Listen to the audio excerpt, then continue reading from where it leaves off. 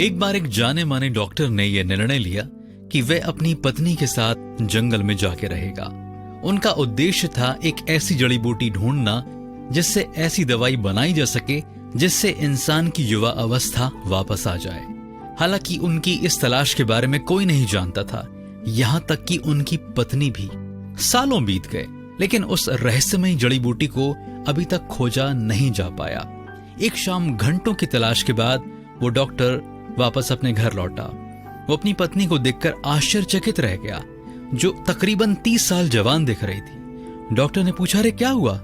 उसकी पत्नी ने बताया कि खाने में चम्मच चलाने के लिए उसे एक डाली की जरूरत थी, जो दरवाजे के बाहर ही मिल गई, और खाना जरूरत से ज्यादा ही पक गया था, इसलिए मैंने उसे पूरा खा लिया और तुम्हारे लिए फिर से बनाया।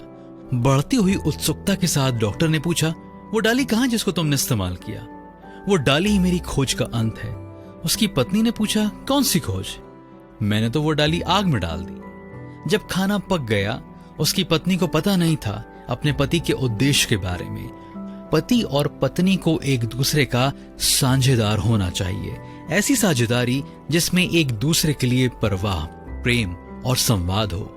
दोस्तों, पवित्र शास्त्र कहता है इफिसियों 5:25 में, हे पतियों, अपनी अपनी पत्नी से प्रेम रखो, जैसा मसीह ने भी कलीसिया से प्रेम करके अपने आप को उसके लिए दे दिया। लेकिन क्या इस काम के लिए हम तैयार हैं?